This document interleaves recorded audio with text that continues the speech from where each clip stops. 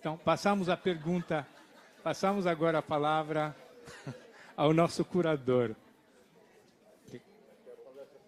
Bom, Vladimir, primeiramente, parabéns, excelente participação, grande exposição. Eu gostaria de retomar um pouco a ideia de civilização. Né? Afinal de contas, parece-me que a liberdade está muito atrelada a esta noção de civilização. E aí eu gostaria também de fazer uma provocação no sentido de que se civilização ainda é um conceito para poder falar do eu, e se voluntariamente os indivíduos ainda desejam civilizar-se. Tá. Aí é uma questão, bem, teriam várias maneiras de responder, mas eu diria mais ou menos o seguinte. Nós podemos admitir que, pelo menos para nós, o processo civilizatório não é só um processo de constituição de um modelo de vida social onde a violência não seja um elemento decisivo. Né? Porque se foi isso, a gente sabe muito bem, quer dizer, o processo civilizatório foi um fracasso retumbante. Né? Ou sempre foi. Ou melhor do que isso, nunca a violência teve, a ausência de violência na vida social teve de fato no horizonte. A questão é, bem, que tipo de violência é aceita ou não. Eu até poderia dizer ainda mais. Mesmo o nosso conceito de democracia, ele admite claramente a noção de violência. Né? Existe uma coisa que chama violência política, que é decisivo no conceito de democracia, porque o conceito de democracia não confunde justiça e direito imediatamente. Ele admite que é uma dimensão de justiça que pode não estar expressa no direito. Né? Então, por isso, para a vida social presente, ela aparece como uma violência. Né? Só que essa violência é, muitas vezes, processo necessário para a universalização de direitos. Um caso clássico é a própria noção de greve. Em 1930, até 1930 nesse país, greve era um crime. E hoje voltou a ser, de uma certa forma. Né? Você vê que a gente deu o que o Brasil é interessante, porque os exemplos históricos sempre são exemplos do presente. Né? Mas, de qualquer forma, foi graças a um crime como esse que direitos foram universalizados. Então, simplesmente um parêntese. Né? Se nós admitimos, então, que o processo civilizatório ele visa constituir uma forma de sujeito, esse é o seu horizonte, responder uma pergunta que é quem nós queremos ser, né? Esse é o verdadeiro horizonte do processo de civilização. Então, é claro que há uma dimensão disciplinar fundamental nesse processo, tal como ele foi vivenciado até hoje. Só que essa dimensão disciplinar, ela convive com seus outros. Né? Como se fosse uma episteme que convive com uma contra-episteme. O processo civilizatório ele não é um processo. Ele é, de uma certa maneira, um movimento de uma multiplicidade de alternativas, né? Sendo uma delas hegemônica, mas várias em conflito. Né? Existe uma conflitualidade própria do processo civilizatório. É nisso um pouco que o Freud aposta a sua forma. Ou seja, ele não vai fazer uma aposta anti-civilizatória, até porque não faz o menor sentido. Eu não conheço nenhum pensador que foi anti-civilizatório. Né? Sei lá, Rousseau, né? Com o seu naturalismo, isso não tem nada de anti-civilizatório. Era simplesmente uma crítica, digamos, à reificação própria a uma certa instauração do que nós entendíamos por modernidade. Na verdade, o que o Freud faz é um pouco lembrar, existe uma multiplicidade dentro desse processo. Né? Essa multiplicidade, ela nos lembra, entre outras coisas, certo? Que essa pergunta, quem nós queremos ser, não é uma pergunta simples de ser respondida. Ela não só não é uma pergunta simples de ser respondida, como ela muda em determinados processos históricos. E talvez no nosso processo histórico ela seja respondida de maneira mais ou menos da seguinte forma. Nós não queremos ser apenas um eu. Nós podemos sofrer por não conseguirmos ser um eu. Por não conseguirmos realizar uma individualidade suposta. Mas nós podemos sofrer também por sermos apenas um eu. E essa me parece uma questão muito importante posta pelo Freud. Então, nesse sentido, se os sujeitos não querem a civilização, eles têm e não têm razão. Tem uma dimensão no qual eles têm razão. De fato, é necessário não querê-la mais, para que ela possa ser realizada. Por quê? Porque a maneira como ela se realizou até agora é a maneira inversa às suas próprias promessas. Então, é necessário traí-la para realizá-la.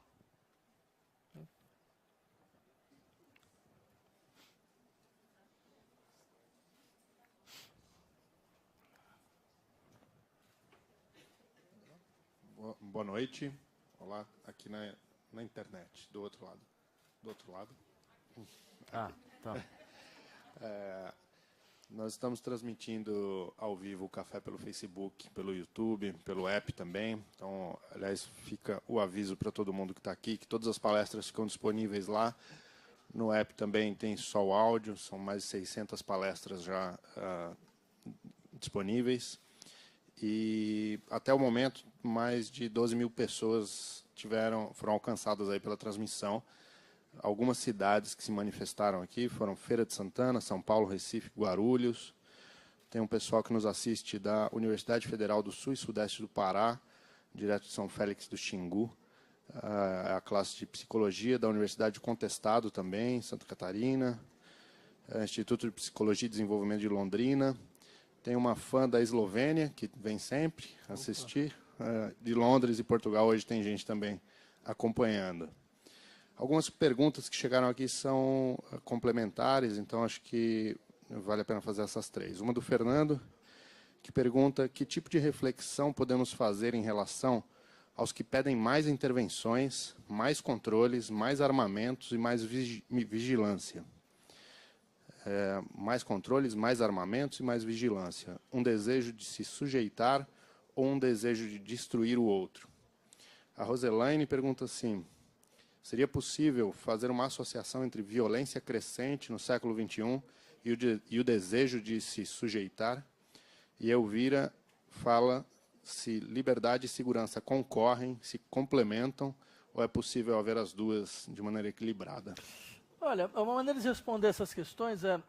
Lacan tinha uma metáfora, me parece muito sugestiva, a respeito do eu como uma fortaleza, né? Ou seja, como um sistema defensivo, que estabelecia fronteiras, que precisava definir seus limites, que operava sob a forma do território, né, da definição do seu próprio território. E é claro, esse modo de organização psíquica, ele ao mesmo tempo sustenta e reverbera um modo de organização social, né, onde a ideia de identidade é o elemento constitutivo da nossa noção de segurança. Estamos seguros lá onde nos encontramos nossa própria identidade, né? Nos sentimos assegurados, reconhecidos lá onde encontramos a nossa própria identidade.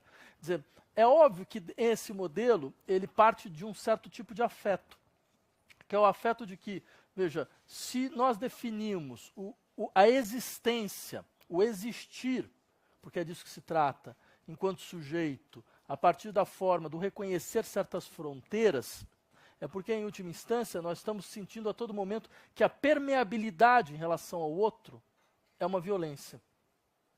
E se nós imaginamos que a permeabilidade em relação ao outro é uma violência, é porque, em última instância, o outro é aquele que me produz medo, né? Ou seja, o afeto central da vida social aparece como um medo. O afeto central da vida social como medo, certo, faz com que, e esse é um elemento que me parece decisivo, faz com que todas as nossas reações sejam defensivas. Todas as nossas dinâmicas sejam defensivas. E a própria violência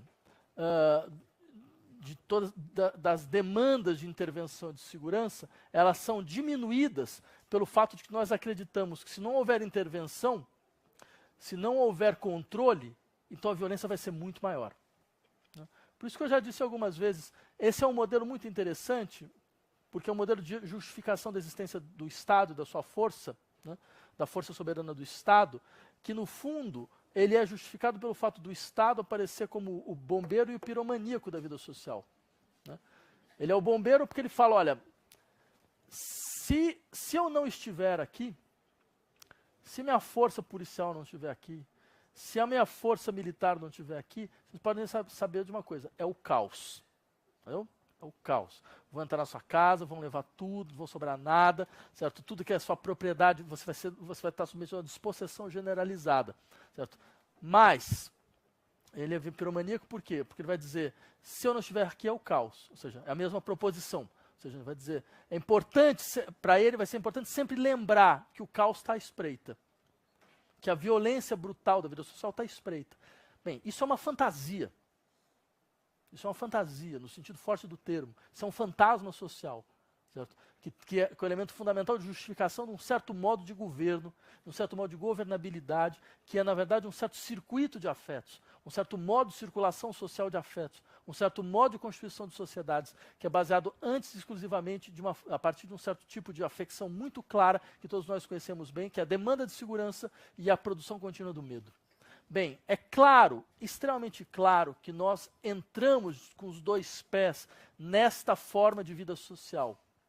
E esta forma de vida social, ela mostra, afinal de contas, o que ela pode produzir agora. Né?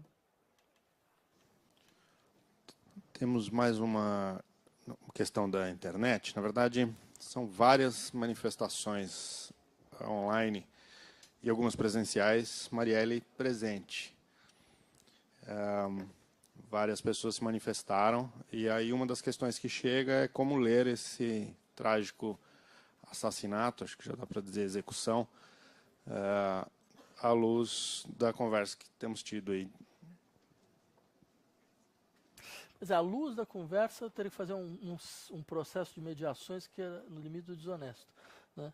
Mas a questão, ela tem o seu interesse de outra forma, né? Porque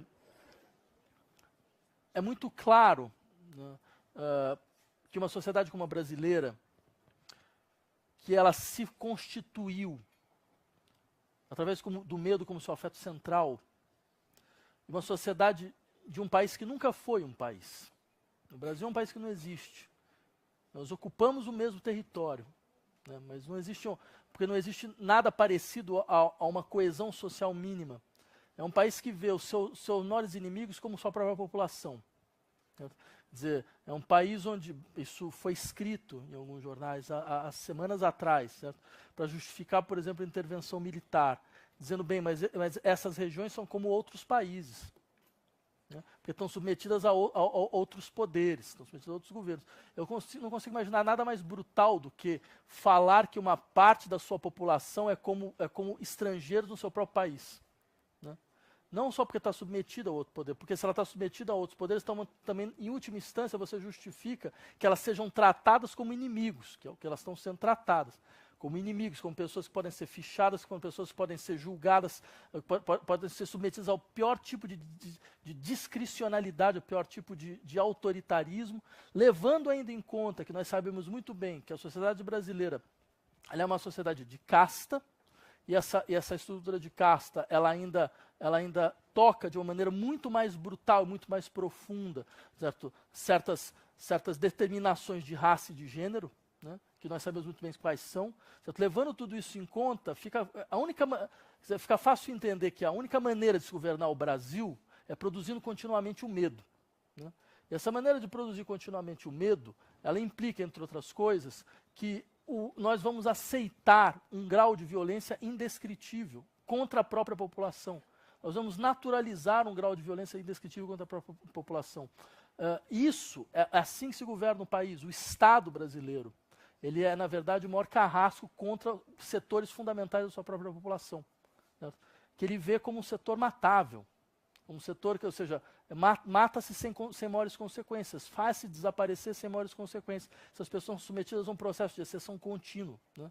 Quer dizer, um assassinato como esse que aconteceu é só mais um elemento dentro dessa lógica. Certo? É só mais um elemento dentro dessa lógica. Certo? Só que é uma lógica que foi aplaudida, de uma certa forma, por setores fundamentais da população, certo? Que viram, de uma certa maneira, como a abertura, digamos, do modelo de administração da nossa sociedade, como através de uma militarização cada vez mais brutal e perversa, como algo necessário, absolutamente necessário.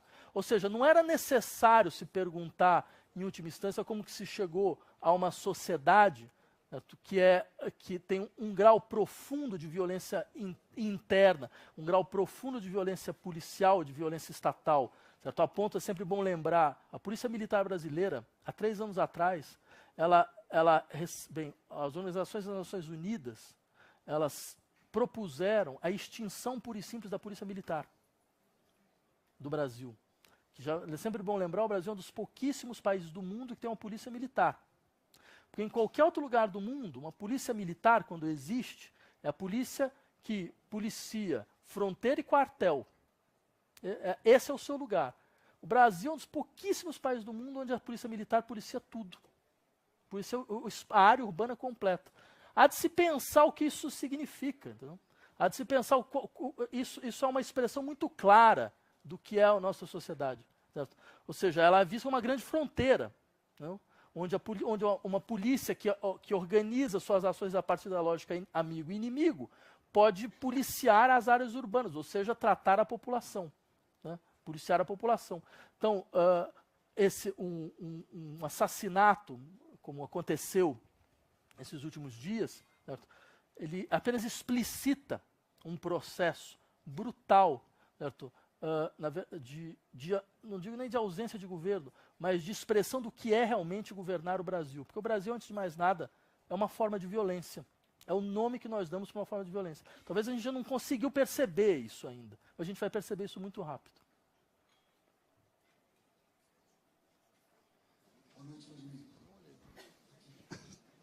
Boa noite. Eu queria fazer um paralelo, eu vou perguntar, tá? Mas eu queria fazer um paralelo sobre essa questão da violência social e aí essa questão da Marielle, né, que foi executada recentemente, com relação à doença do indivíduo, a psicopatologia. Freud foi alguém que trabalhou com sofrimento humano, né, e você falou muito da questão do sofrimento coletivo. Eu queria que você falasse um pouco, a minha pergunta é, qual é a expressão atual? A gente fala que está numa época de muita depressão, mas qual é a expressão atual da nossa patologia individual, né, que se relaciona com a violência? E a minha escuta muito foi que essa violência social também é uma patologia. Qual é essa correlação entre essa violência coletiva e a violência e a patologia, né, que o indivíduo sofre? Então, olha,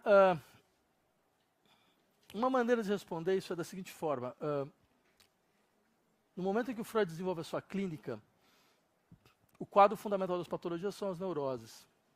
Por quê? Porque a neurose é uma patologia da lei, do proibido e do permitido. Né? Então, quer dizer, o sujeito ele tem um investimento ambíguo em relação à lei. Ele deseja a lei e ele, ao mesmo tempo, rejeita a lei. Da mesma maneira como as relações de identificação são sempre marcadas por essa ambivalência. O sujeito a deseja e a rejeita. Então, o que acontece nesse caso? Quer dizer, ele produz um certo vínculo de relação à lei, que é o mesmo que é marcado pelo respeito e pela transgressão. E essa duplicidade ela exige uma divisão subjetiva. Né? Então, aquilo que é da ordem da transgressão à lei, ela vai constituindo uma outra cena, né? Que produz, entre outras coisas, uma possibilidade de uma tensão, que pode ser mesmo uma tensão criativa em relação ao exercício da lei. Este modelo, percebe, ele acaba produzindo uma espécie de duplicidade, no qual uma dimensão da vida psíquica acaba servindo como elemento fundamental de crítica da vida social. Certo? Essa dimensão onde a transgressão ela se instaura no interior da vida psíquica, ela acaba fornecendo um impulso fundamental para a crítica da vida social. Só que, de uma certa forma, nós entramos em uma era onde o modelo de gestão social se aprimorou tanto que não é mais possível permitir com que os sujeitos desenvolvam esse tipo de clivagem. Desde a escola de Frankfurt já se falava de uma espécie de apropriação, de uma apropriação imediata do inconsciente. Eles tinham um conceito de dessublimação repressiva, por exemplo, né? Que era um conceito que visava exatamente tentar entender esse processo. Quer dizer, em que condições você não teria mais uma espécie de processo repressivo que acabava produzindo como um seu saldo necessário uma espécie de dinâmica de revolta, mas você vai ter um processo de desmobilização, né, da revolta sobre a forma de uma sociedade onde a repressão não desempenhará mais um papel fundamental. Né? Não vai ter mais um papel tão decisivo. Porque o modelo de gestão é um modelo de incitação imediata. Né? Aquilo que seria, em última instância, o elemento de resistência à integração social. Né? Então, todos os elementos que antes eram, dentro de uma sociedade repressiva, não integráveis, a sexualidade, a violência, né, e por aí vai, vão sendo elementos que, na verdade, vão funcionar como o esteio verdadeiro da integração. Só que isso vai trazer também uma outra forma de sofrimento, muito peculiar, que é, nesse momento, você já não tem mais uma instância psíquica que estabelece o permitido e o proibido. Você não tem mais uma instância psíquica que vai funcionar nesse registro. Você vai ter uma instância psíquica que vai funcionar através da incitação contínua. E essa incitação, por outro lado, ela vai ser uma forma fundamental de desmobilização da ação. Porque ela consiste mais ou menos em dizer o seguinte, bem, numa situação onde você tem que lidar com o proibido, se você não consegue alcançar o que você quer, bem, o culpado está configurado e está externalizado, é quem te reprimiu. Né? Numa situação onde isso aparentemente não existe mais, quem é o culpado? É você. Você não teve força suficiente. Você não teve ímpeto suficiente. Sua performance foi baixa. Entendeu? Você tinha todas as condições, mas você não conseguiu, meu amigo. Né? Você não se inovou. Entendeu? Você não soube se reciclar. Você se flexibilizou mal. Entendeu? Você ficou lá, preso naquele horizonte e tal. Você não teve o ímpeto da inovação. Né? A culpa é sua. Não é mais ninguém. Entendeu? Vai tudo nas tuas costas. Então, qual o resultado? A depressão se transforma num dos eixos fundamentais do sofrimento psíquico. Porque ela já não é mais um modelo de sofrimento marcado por essa dinâmica transgressão e respeito à lei. Ela é um modelo marcado pelo possível e pelo impossível. Né? Ou seja, é possibilidade e impossibilidade. Né? Ou seja, mas uma possibilidade e impossibilidade que é caracterizada pela potência dos indivíduos. Que é muito diferente de uma relação à lei, que é um conflito com a norma social. Sabe o que é interessante? Deixa o conflito com a norma social, sai do horizonte. Sei lá, a histérica, quando ela fazia o seu corpo falar pela sexualidade que ela não conseguia fazer reconhecer, ela tinha uma dimensão fundamental de crítica da vida social, onde ela dizia, bem, mas a estrutura da norma social me impede de me expressar. Me coloca numa posição de uma feminilidade caricata, teatralizada, né, que é completamente vinculada a uma dinâmica patriarcal. Certo? Então, o que me resta de uma certa forma, expressar a impossibilidade radical de se relacionar à norma. Né? Quer dizer, essa dimensão, o sofrimento psíquico como uma problematização da relação à norma, desaparece. Ela desaparece. Né? Porque já não é a norma que está te impedindo de se realizar. É a sua própria força, a princípio. Entendeu? É a sua própria dinâmica. Por isso que um sociólogo como Alain Ehrenberg vai conseguir ter uma boa formulação sobre o que é a depressão. Depressão é um pouco o cansaço de ser si mesmo. Há uma decomposição da capacidade de ação nesse sentido. Então, é isso, ou seja, mais uma vez, mostrando como as modificações dos padrões de gestão social implicam necessariamente em modificações nos regimes de sofrimento psíquico. Né? Porque um modelo socioeconômico não é só um modelo socioeconômico, é um modelo também de gestão do sofrimento psíquico.